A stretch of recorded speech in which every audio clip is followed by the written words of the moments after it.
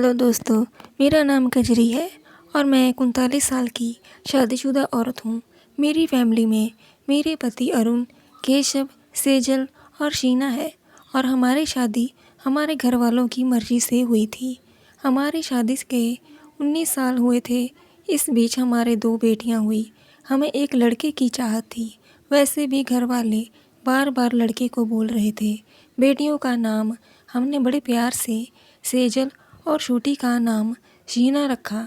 मेरे पति अच्छे दिखने वाले एक मध्यवर्गीय परिवार के हैं और वह उस समय एक प्राइवेट कंपनी में नौकरी करते थे, लेकिन कुछ समय बाद उनकी नौकरी चली गई।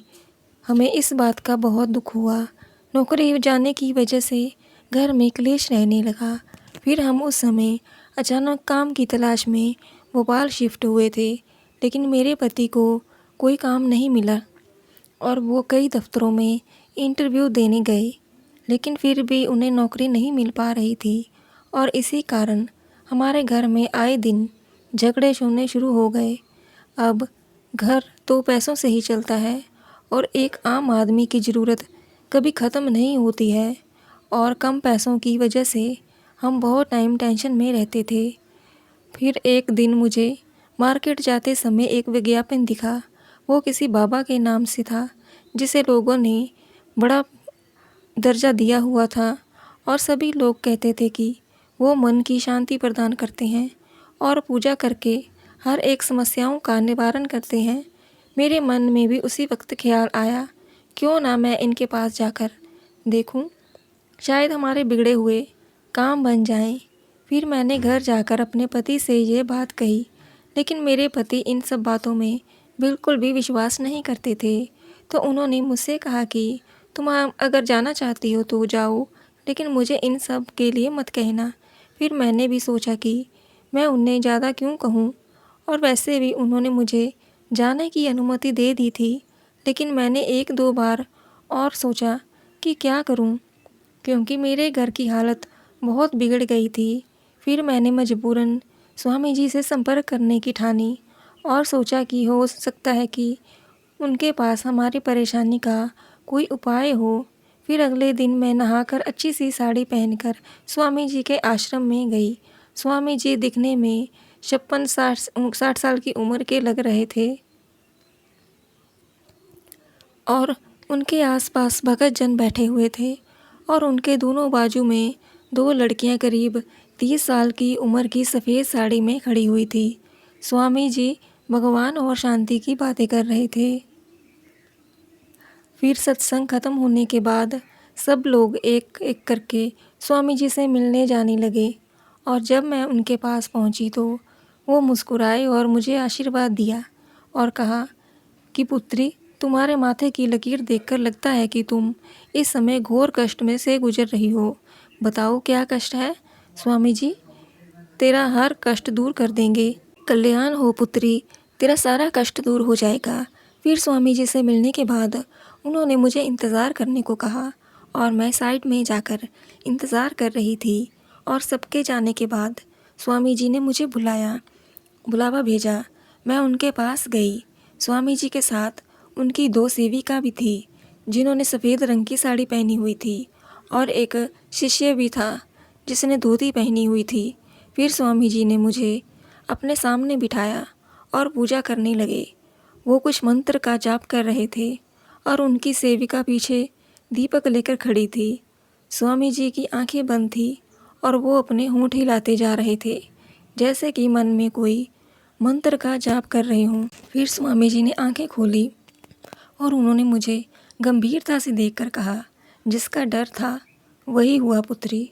तुम्हारी जन्म पत्रिका में दोष है, जिसकी वजह से तुम्हारे परिवार के विकास में अड़चन आ रही है और अब इसके लिए यज्ञ करवाना होगा और जल्द ही इसका उपचार करना पड़ेगा और पूजा करनी होगी। फिर स्वामी जी की बात सुनकर मैं थोड़ा सा घबरा गई और मैंने स्वामी जी से कहा कि स्वामी जी इसका कोई उपाय बताइए, मैं कोई भी पूजा करने के लिए तैयार हूँ।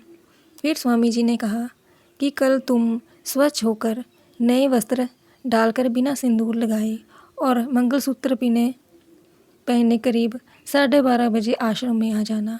हम कल से पूजा शुरू कर देंगे, लेकिन ध्यान रहे कि किसी को भी इस बार पूजन का बारे में मत बताना, वरना बिगड़ पड़ जाएगा।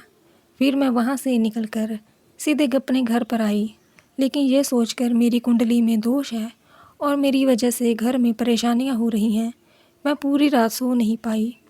मैं अपने आप को कोसती जा रही थी कि मेरी वजह से मेरे परिवार पर मुसीबत और पति पर अड़चन आ रही है।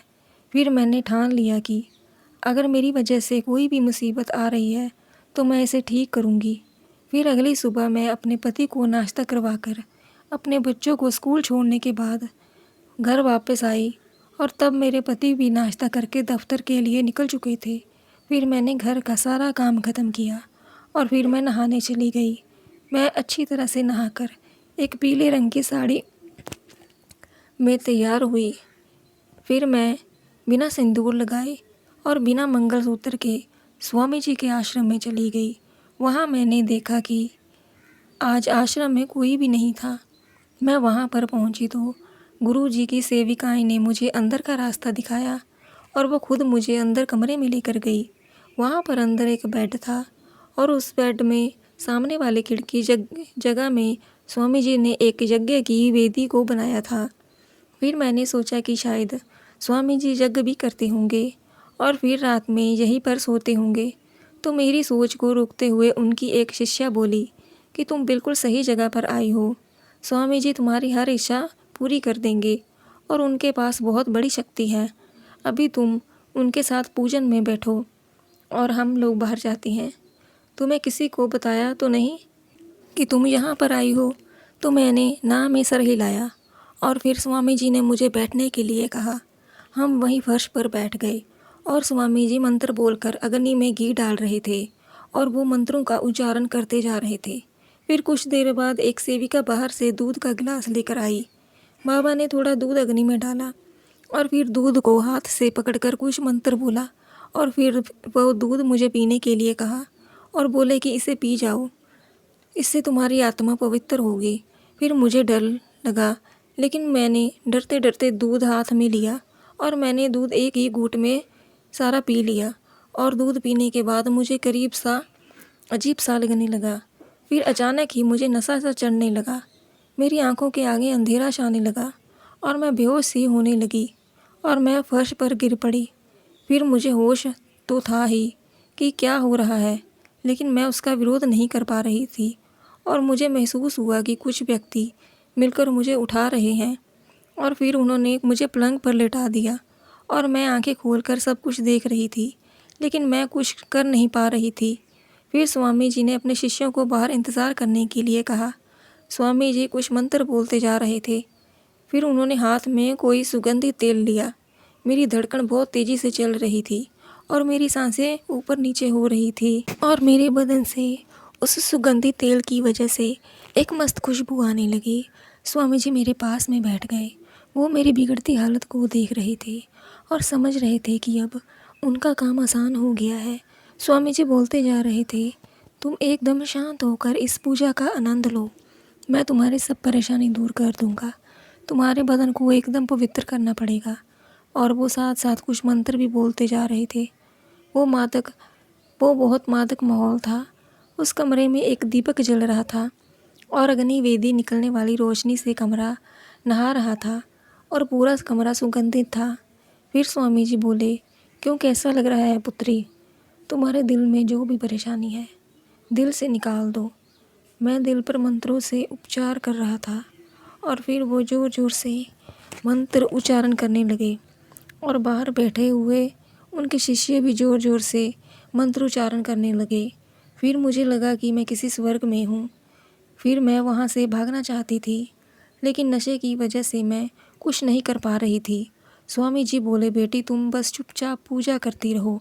फिर स्वामी जी बोले कि शाबाश पुत्री, तुम बहुत अच्छे से पूजा में हिस्सा ले रही हो। मैं इसी तरह तुम्हें पवित्र करूँगा। और ज़ोर ज़ोर से मंत्रों का उच्चारण करने लगे। अब पूजा पूरी हो चुकी थी। स्वामी जी चले गए और मुझे अंदर से पानी जलने की आवाज़ आ रही थी।